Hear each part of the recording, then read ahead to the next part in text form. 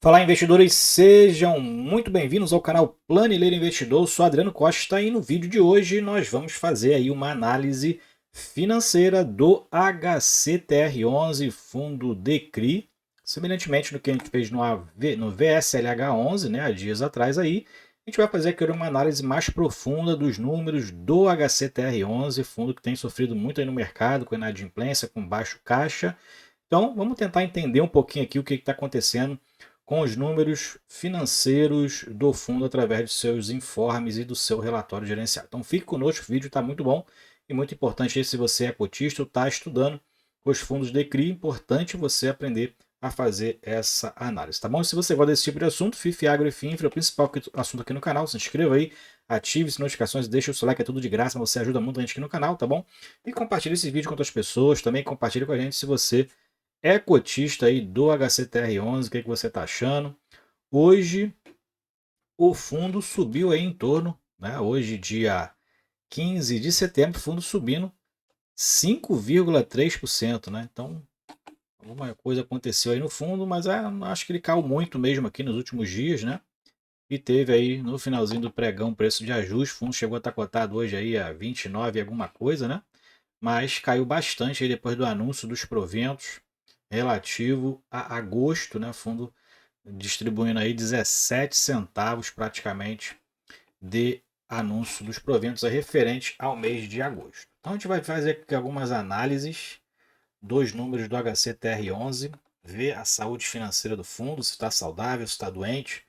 Então a gente vai começar aqui com o informe trimestral, o informe esse que também é disponibilizado, tem um padrão, né, que a CVM aí determina. E esse informe aqui é de encerramento do segundo semestre, então a gente tem alguns números aqui. Tem a composição da carteira do fundo. O fundo tem aí 5 fundos imobiliários na sua carteira, fundos que praticamente só um paga proventos para o fundo mensalmente, que essa é a ideia, na verdade, do fundo imobiliário, né? Então o fundo tem aqui fundos que realmente não retornam aí nem crescimento e nem proventos para o fundo. É ruim isso aí para o fundo, porque tem quase R$ 500 milhão investido nesses 5 fundos imobiliários. O principal dele aqui é o XBXO11, que a gente já falou diversas vezes aí no canal. E tem mais 2 bilhões de reais em CRIs. Todos esses CRIs aqui somam aí em torno de 2 bilhões de reais de valor patrimonial. Aqui mais para baixo a gente verifica que o fundo encerrou o segundo semestre, encerrando o semestre aqui com um caixa de 14 milhões de reais, soma desses dois valores aqui, né? Opa, soma desses dois valores aqui, somam 14 milhões de reais. E o que a gente verifica aqui, né, que praticamente todo o valor está aqui no fundo, que eles chamam de fundo soberano, né? Um fundo de liquidez quase que imediata, né? Normalmente são fundos de liquidez aí D mais um, D mais dois, que é onde o fundo normalmente aplica os seus recursos que estão disponíveis ali em caixa, né? E fica classificado como disponibilidade.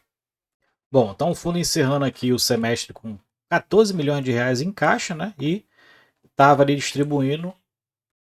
Bom, quando a gente vê aqui mais para baixo, o fundo segue desde fevereiro, né? Se a gente pegar alguns relatórios anteriores aqui, você vai poder observar que a partir de fevereiro o fundo começou a compartilhar o fluxo de caixa dentro do relatório gerencial e desde fevereiro o fundo, exceto o mês de abril, o fundo distribuindo resultados acima, distribuindo proventos acima do resultado.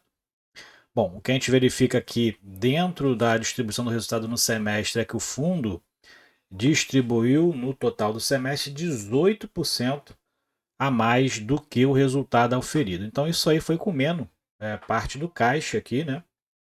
E o que a gente verifica então é o fundo aí utilizando os recursos de caixa para distribuir. Até então não tem problema nenhum, o fundo quer manter a linearidade, mas isso uma hora, né? Uma hora se o fundo não corresponder com os resultados para a composição do caixa, o retorno do valor, isso pode comprometer a saúde financeira do fundo, inclusive no curto prazo. Então, para quem não tem costume de ler o informe trimestral ou então até mesmo o relatório gerencial, sempre observe a questão aqui da distribuição, né? Fundos que distribuem aí corriqueiramente acima dos resultados, tende aí a ter esse tipo de problema.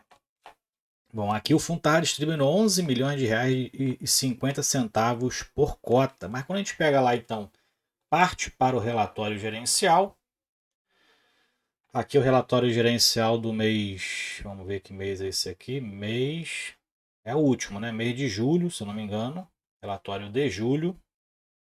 Mês de julho, relatório de julho. Então aqui a gente tem dentro da DRE os resultados aqui até julho, né? Então está aqui destacado até julho. E o fundo, então, né, dentro aqui da DRE, na verdade do fluxo de caixa, a gente verifica o fundo com resultado financeiro de 6,2 milhões, distribuindo 11 milhões de reais, quase o dobro, né? Aqui no mês anterior 10,6 e distribuindo 11. Aqui resultado de 7,4 mantendo os mesmos 11. Aqui teve um resultado aí um pouquinho maior, como eu falei, a exceção de abril, 16,6 milhões, e aí distribuindo os mesmos 11 centavos, correspondendo a 50 centavos por cota. Então, fundo aqui, na maioria dos meses queimando caixa, né? Esses 5 milhões aqui economizados, né, foram diluídos aqui até mais do que devia, e o fundo então foi consumindo caixa, né? Então, o que a gente verifica aqui, dentro da análise dos números, por exemplo, do informe mensal referente a agosto, é uma inadimplência, valores a receber em torno de 22 milhões de reais, né? E o fundo para agosto reduziu o provento para 17 centavos e meio. Provento a 17 centavos e meio, né? É como se o resultado de agosto distribuído fosse 3,8 milhões aproximadamente, né?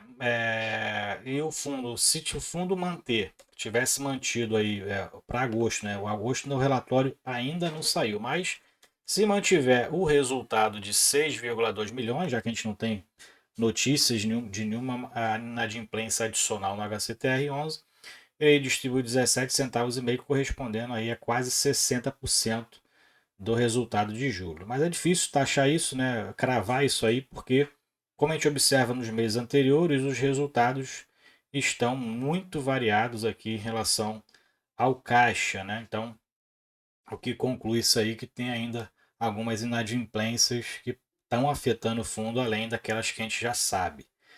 Tá? Então, e o que a gente observa aqui, dentro da análise dos informes mensais ainda, né? Esse aqui é o informe trimestral. Esse aqui é o informe mensal de agosto. Então, como eu falei, informe mensal de agosto, com 22 milhões e meio de valores a receber, ou seja, conclui-se que é aquilo que aqueles que estão inadimplentes estão devendo para o fundo, não pagaram em dia. E quando a gente pega aqui o informe de julho, que é esse daqui, informe de julho, está aqui a referência, né? Quando a gente pega aqui o informe de julho, a gente verifica que o fundo estava com valores a receber de 17,7 milhões de reais. Então, segue aí uma inadimplência alta, que gira em torno de 5 milhões de reais mês, e que o fundo ainda está aí com esse problema de inadimplência. Né? O que a gente verifica aqui que o fundo, em relação ao caixa, quando a gente pega aqui a liquidez, os ativos de necessidade de liquidez, o fundo está aqui com 9,2 milhões em julho, né? 9,2 milhões em julho de caixa. E vamos pegar aqui o informe de agosto. O informe de agosto, que é esse daqui. O fundo, então, com 9,4 milhões em caixa. Então, o fundo ainda assim utilizou o caixa para complementar o resultado em torno de 200 mil reais. Então, sinal que os resultados foram muito piores para agosto em relação ao HCTR11, e possivelmente há algumas inadimplências adicionais que possa ter ocorrido aí nesse período, e aí o fundo então teve resultados ainda piores em agosto. A gente só vai confirmar isso no relatório gerencial, né? Vamos aguardar aí sair o relatório gerencial para a gente fazer essa análise desses números, mas segue aqui os valores de inadimplência aumentando nas demonstrações do fundo, e também uma redução gradativa, o que a gente tem observado, uma redução gradativa ainda assim do caixa mês a mês, né? Então segue diluindo os valores de caixa, como a gente tem observado aqui nos informes. Então, segue aí o drama, né? O relatório está até bem claro, bem transparente, com os valores, né, de resultados. A partir do momento que o fundo começou a compartilhar o fluxo de caixa juntamente com a DRE contábil, mas o que a gente observa dentro do fundo ainda assim é uma dificuldade em um aumento aí dos valores a receber e da inadimplência do fundo, e possivelmente agosto foi um dos piores resultados aí da história do fundo. Vamos aguardar então aí o relatório gerencial sair, ok? Então, se você gostou do vídeo, então deixa o seu like. A gente vai postar outros vídeos aqui analisando os informes mensais, alguns números importantes, para a gente poder analisar a saúde financeira dos fundos. Pelo fluxo de caixa aqui do HCTR11, o fundo aí segurou as distribuições acima dos resultados, né? Pelo que a gente viu, usou muito pouco do caixa para distribuir os 17 centavos do mês de agosto, mas manteve ali um nível de caixa de em torno de 9 milhões e alguma coisa. Então o fundo provavelmente vai manter esse nível de caixa e vai distribuir ali próximo aos resultados até que se resolvam as inadimplências, tá? Então a gente vai falar mais para frente do DEVA 11, do IRDM 11 também, do TORD 11, mas o destaque que eu falo para vocês é aquele percentual. O fundo está distribuindo acima dos resultados, fique de olho, porque isso é muito perigoso, né? Se o fundo, principalmente se o fundo tem problemas de inadimplência, no caso dos fundos de crédito, principalmente se ele tiver problemas de inadimplência no seu portfólio, ok? É isso aí, fiquem com Deus, até o próximo vídeo, tchau, tchau.